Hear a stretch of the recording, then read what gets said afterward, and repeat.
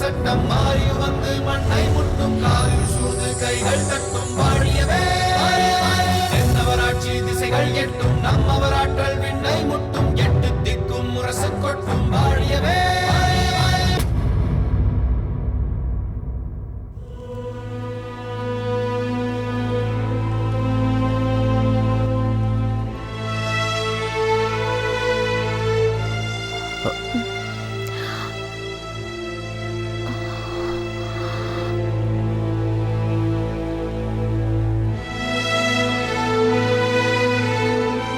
தாமரை, எங்கே வந்தாய்? ஏன் போகிறாய்? உங்களை பாதுகாப்பாக வைத்திருக்கிறார்களா என்று பார்ப்பதற்காகத்தான் வந்தேன். தாமரை, நான் இப்படி கேட்கிறேன் என்று தவறாக நினைக்காதே. உன் குரலில் இருக்கும் நடுக்கமும் முகத்தில் இருக்கும் வாட்டமும் தான் என்னை உன்னிடம் இப்படி கேட்க செய்கிறது. தாமரை, ஒருவேளை உன் அண்ணன் யாரிடமாவது சிக்கிக் கொண்டாரா? அல்லது கரிகால் மன்னரிடமே அகப்பட்டுக் கொண்டாரா? சொல் தாமரை, எதுவாயினும் சொல். நீங்கள் சொல்வது போலெல்லாம் எதுவும் நடக்கவில்லை. ஆனால் என் சோகத்தில் நீங்கள் பங்கு கொள்ள வேண்டும். சோகத்தில் பங்கு கொள்ள வேண்டுமா? அப்படி என்ன நடந்துவிட்டது? தாமரை, ஏன் அழுகிறாய்? என்ன நடந்தது? சொல். நான் அனாதையாகிவிட்டேன். புரியவில்லை, புரியும்படி சொல். அண்ணியார் இறந்து விட்டார்கள்.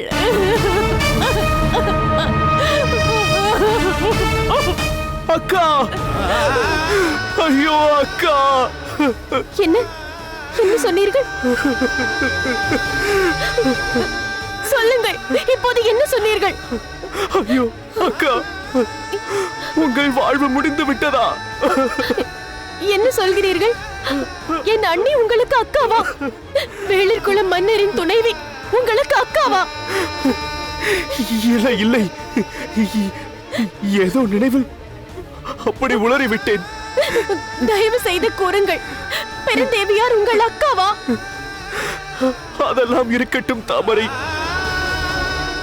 எப்போது இருந்தார்கள் பெருந்தேவியார்? அக்காள் என்று சொல்லுங்கள். ஏன் பெயரை சொல்கிறீர்கள்? ஆமாம், அக்காள் அக்காள். வாழ்க்கையில் துளி இன்பமும் காணாமல் வேதனையோடு சளைக்காமல் போராடியவள் என் அக்காள். உன் அண்ணியார் என் அக்காள் தாமரை.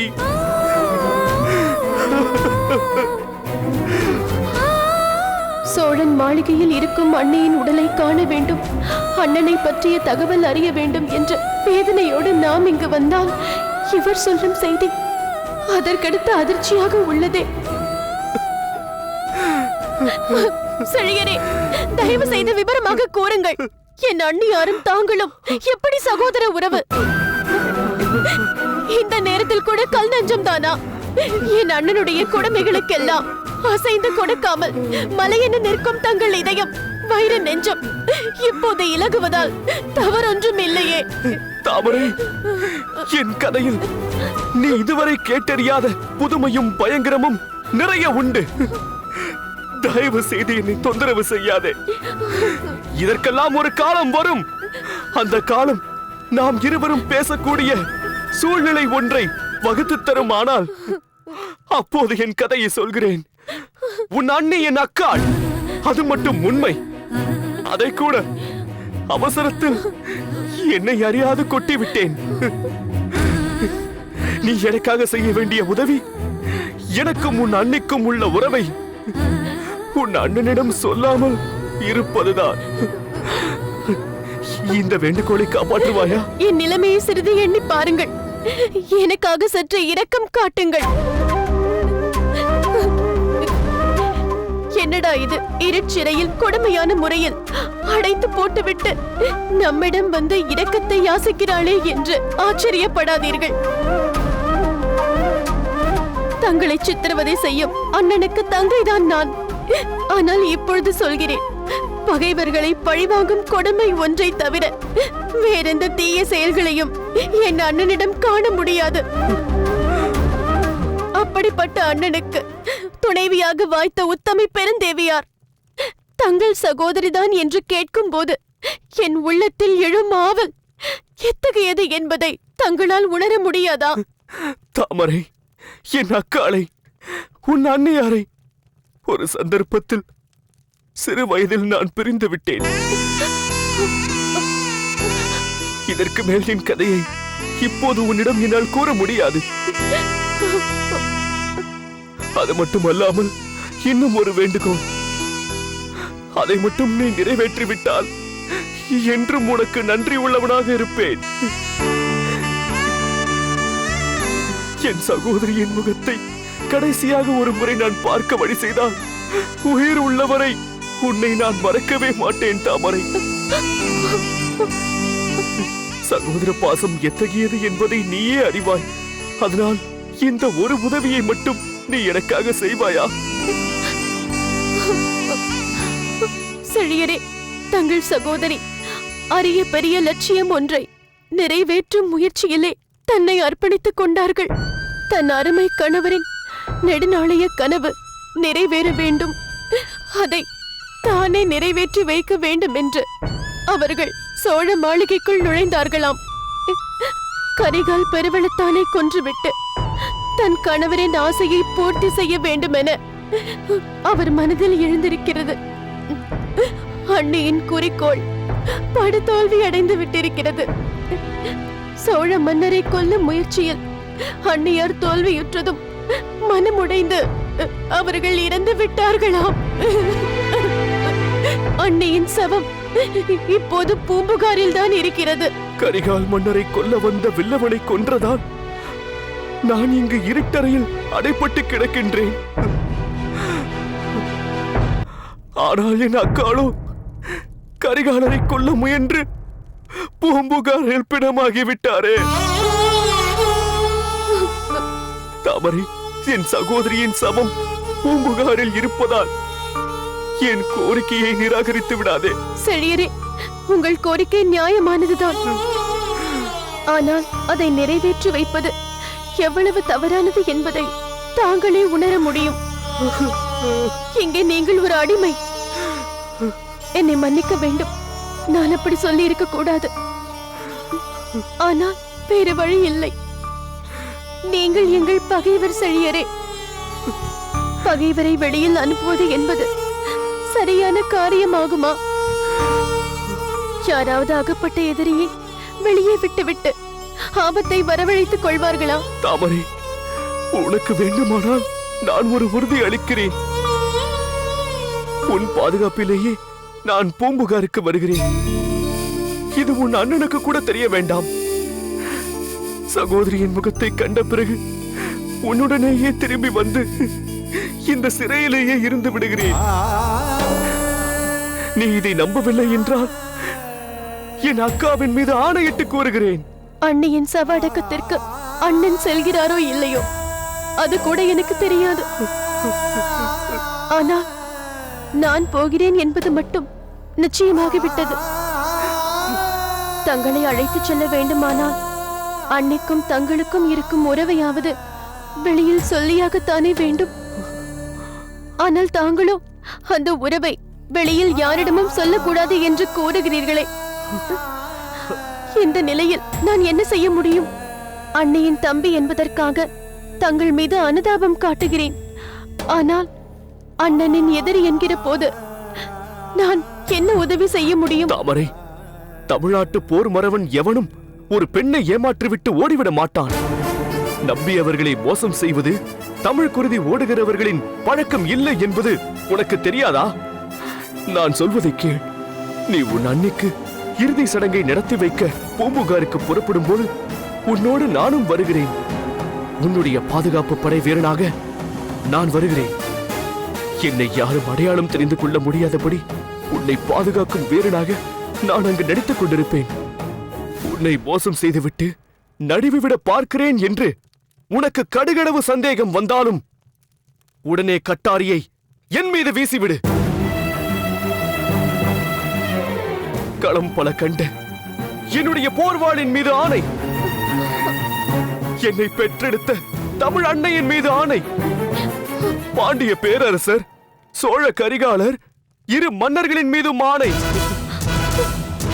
உன்னை நான் ஏமாற்ற மாட்டேன். செழியரே, தங்கள் வாக்கை நான் நம்புகிறேன். இருப்பினும் என்னை ஏமாற்றுவதற்காகவே தாங்கள் திட்டம் வகுக்கிறீர்கள் என்றால், பூம்புகார் அரண்மனையில் தாங்கள் தப்பியோட முனையும் போது என்னை கொன்று போட்டு விடுங்கள்.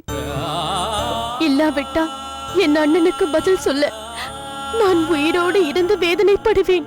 ஐயோ தாமரை, என்னை நம்பு. உதவி செய்தவர்களுக்கு துரோகம் செய்வது தமிழினத்தின் வழக்கமல்ல என்பது தெரிந்திருந்தும் என்னை நீ சந்தேகப்படலாமா? உன்னை பாதுகாக்கும் வீரனாக வரும் நான் என் சகோதரியின் பிணத்தை பார்த்ததும் பாச உணர்ச்சி பீரிட்டு கிளம்பி விடாமல் என் இதயத்தை கட்டுப்படுத்திக் கொள்கிறேன். அரசியின் பிரிவு கண்டு ஒரு படை வீரனுக்கு ஏற்படும் வேதனையை மட்டுமே என் முகத்தில் நீ காண்பாய்.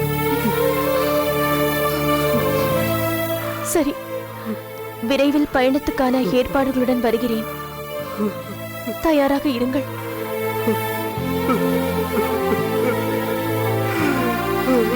ஐயோ அக்கா,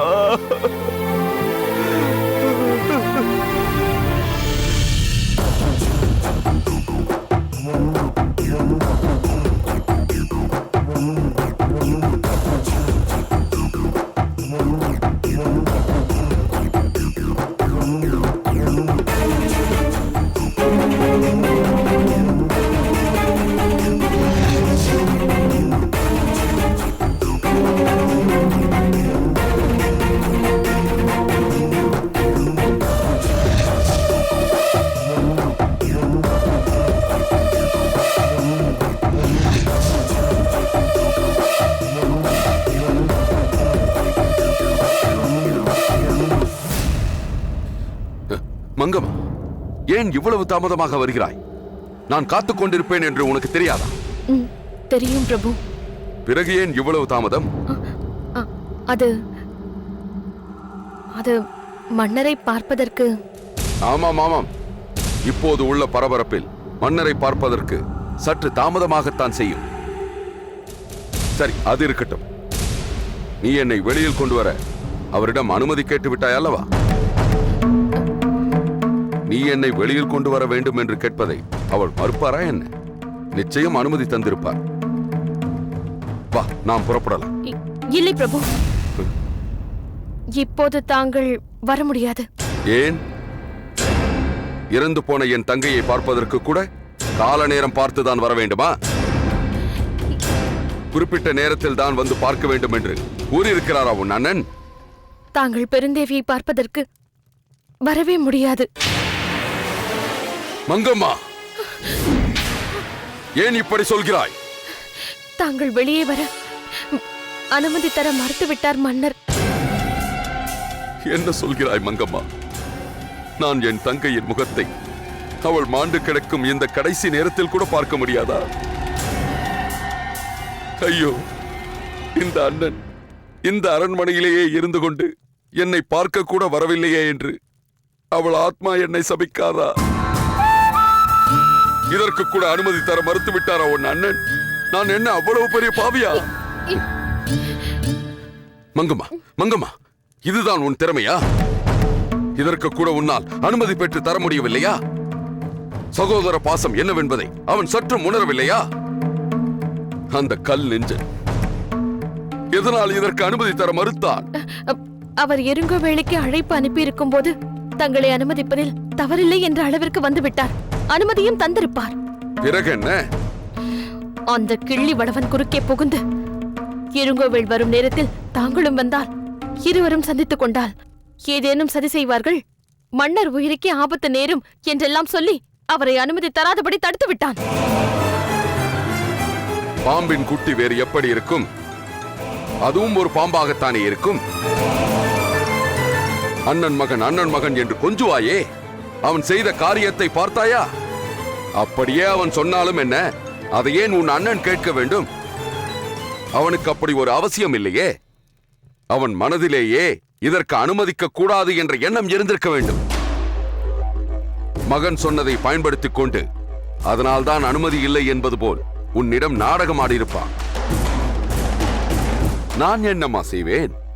எனக்கு உன் கணவனை கொண்டு வருவதில் எந்த தடையும் இல்லை. ஆனால் இந்த நாட்டின் இளவரசன் அதை ஏற்றுக்கொள்ளவில்லை என்று பாவனை காட்டியிருப்பான். தாங்கள் சொல்வதும் சரிதான். ஆனால் உன் அண்ணன் மகன் சொன்னதில் ஒன்று மட்டும் உண்மை. என்ன? இருங்கோவேலும் நானும் ஒன்று சேர்ந்தால் ஏதோ சதி செய்வோம் என்று சொன்னானே, அது உண்மை. மன்னனின் உயிருக்கு ஆபத்து நேரும் என்று சொன்னானே, அதுவும் உண்மை. இன்றில்லாவிட்டாலும் என்றேனும் ஒரு நாள், ஏன் மிக விரைவிலேயே நான் இங்கிருந்து செல்லத்தான் போகிறேன். இருங்கோவேலோடு இணையத்தான் போகிறேன். அப்போது நாங்கள் இருவரும் இணைந்து உருவாக்கப் போகும் பிரளய வெள்ளத்தில் பூம்புகாரே மூழ்கப் போகிறது. அதில் உன் அருமை அண்ணன் கரிகாலன் பிணமும் மிதக்கத்தான் போகிறது. ஏன் சகோதர பாசம் பொங்கி வழிகிறதோ? உன் அண்ணனுக்கு அப்படி ஒரு நிலை வரக்கூடாது என்று துடிக்கிறாயோ? ஆனால் இதேபோல் உனக்கு இப்படி நேர்ந்தால் நெஞ்சில் ஈரமே இல்லாத அந்த கரிகாலன் ஒரு சொட்டு கண்ணீர் கூட உனக்காக விடமாட்டான். மங்கம்மா என்ற பெயரில் தனக்கு ஒரு தங்கை இருக்கிறாள் என்று கூட நினைக்க மாட்டான். இன்னும் ஏன் இங்கேயே நிற்கிறாய்? அதான் உன்னால் ஏதும் ஆகாது என்று புரிந்துவிட்டது. பிறகு ஏன் அரண்மனையில் நிற்பதை விட்டுவிட்டு இங்கே நின்று கொண்டு இருக்கிறாய்? நீயாவது போய் பெருந்தேவியின் அருகே நின்று எனக்கும் சேர்த்து கண்ணீர் விட்டு கதறு. போய்விடு, இங்கிருந்து போய்விடு. என் தங்கை போய்விட்டாள். என் தங்கையின் முகத்தை கூட என்னால் பார்க்க முடியவில்லையே.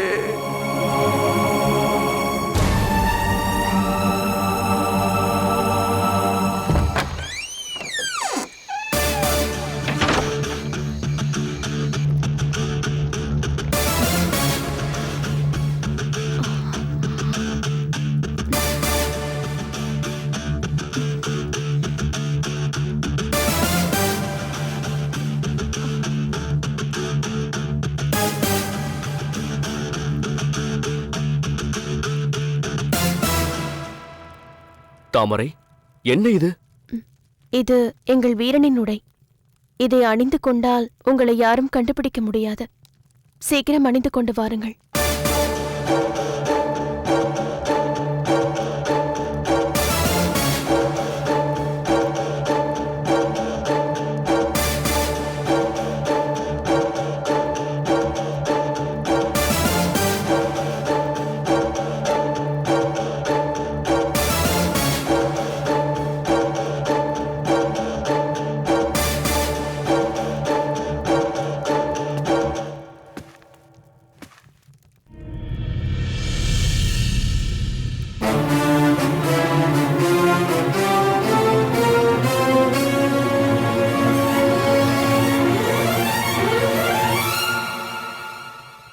போகலாமா தாமரை? போகலாம். ஆனால் ஒன்று, வழியில் யார் என்ன கேட்டாலும் நீங்கள் எதுவும் பேசக்கூடாது. தலையை மட்டும் அசைத்தால் போதும். சரி. வாருங்கள்.